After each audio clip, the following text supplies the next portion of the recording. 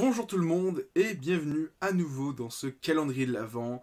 Aujourd'hui nous sommes le 15 décembre et j'ai décidé de parler d'un manga en 15 tomes. Et aujourd'hui on parle de Dr. Slump de Akira Toriyama. Donc j'ai l'édition Perfect de luxe de chez Glénat qui est en 15 tomes, même si techniquement le manga fait pas 15 tomes, il en fait 19 au Japon. Et donc c'est le, si je dis pas de conneries, le premier manga de Toriyama. Peut-être qu'il a fait des one-shots avant, mais c'est son premier gros succès, sa première longue série. Et alors, peut-être que je dis une connerie, mais il y a une histoire là-dessus, c'est que vers la, peut-être pas la moitié, mais vers la fin de la série, il commence à en avoir marre de trouver toujours des blagues, des fins. Et donc, ses éditeurs lui ont dit, bah, si tu veux arrêter Dr. Slump, trouve une suite, trouve une nouvelle série. Et il a pondu de Dragon Ball. Et bah, quand tu sais qu'après Dragon Ball, il avait lui aussi très marre, il a voulu finir plusieurs fois le manga, sauf qu'à cause du succès de Dragon Ball, bah, il a jamais pu arrêter. C'est pour ça que tu vois que l'arc de Piccolo est une vraie fin, c'est vraiment une fin de l'histoire, tu peux t'arrêter là. Mais comme ça a été populaire, ils ont poursuivi sur l'arc des Saiyans, et donc Freezer, et ça doit se terminer à nouveau là pour Freezer, mais c'était encore populaire. Donc ils ont fait l'arc Cell, mais c'était toujours populaire. Donc ils ont fait l'arc Boo, et là ça s'est terminé. Il a été 42 tomes, il a dit rideau, c'est bon. Sauf que bon, 20 ans plus tard, Dragon Ball Super. Voilà.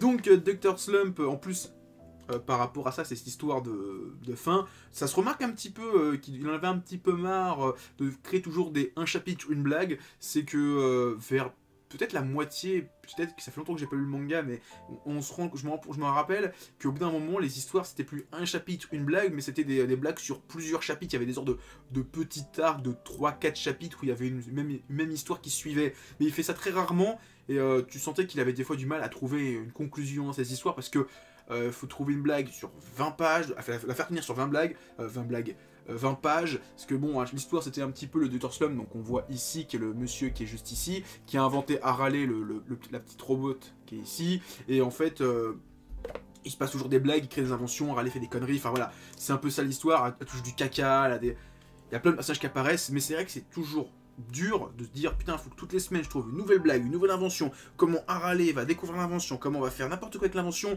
et faire en sorte qu'à la fin ça soit fini, l'invention soit finie, on n'en parle plus, ou voilà, elle soit cassée un truc, et qu'il y ait un peu une morale. C'était très compliqué de sa part, je pense, et donc il a eu vite fait ras-le-bol. C'est pour ça qu'à un moment il n'y avait plus beaucoup d'inventions, c'était juste des conneries avec Harale et ses copains, il y avait un peu d'action, il y avait de la baston.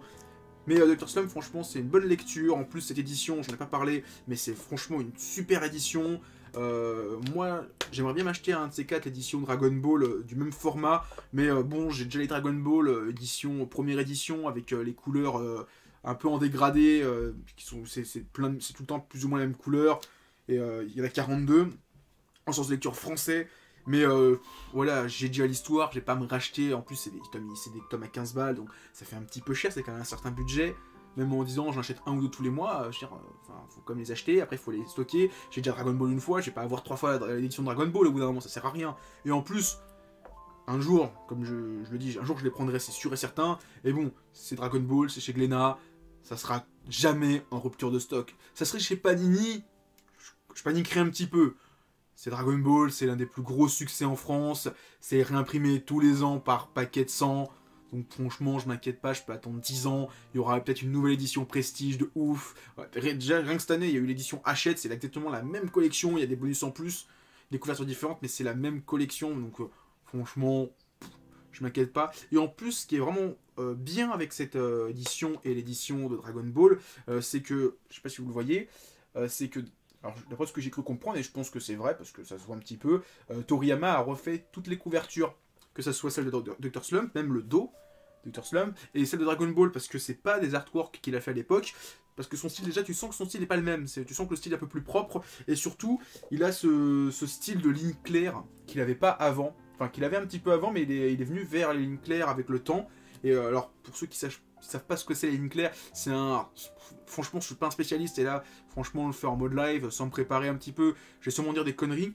Mais voilà, donc c'est un petit peu ce style-là, qu'il a aussi un petit peu avec les derniers Dragon Quest, le 11, tu vois la couverture. En fait, pour faire simple, il fait un dessin, il encre, hein, tout ça, et toutes les couleurs sont unies. En fait, si vous regardez bien là sur la couverture, il y a très peu de dégradés en fait. Hein, c'est vraiment, il fait les contours au noir très épais. Bon, ça c'est pas forcément le principe des lignes claires. Et en fait, tout ce qui est à l'intérieur, les contours, et ben, enfin pas les contours, l'intérieur, et ben c'est des couleurs unies En fait, il n'y a pas de dégradé, il y a très peu d'ombre. Et c'est le style Linkler, alors que c'est un peu le style Tintin, le style Incal aussi, si je dis pas de bêtises. Et franchement, je trouve que ça va super bien à Toriyama pour les artworks. Après, moi, pour les dessins en soi, peut-être pas. Mais Dr. Slump, franchement, c'est une bonne lecture. Et si vous aimez Toriyama, franchement, vous allez kiffer parce que je trouve ça pas mieux que Dragon Ball, mais je sens que toi, il a pris plus de kiff et il a mis plus de lui parce que bah, c'est c'est comme pour Dragon Ball en fait, où tu sens qu'il a voulu faire à la base un manga d'humour avec de l'action et petit à petit il est allé dans un autre truc.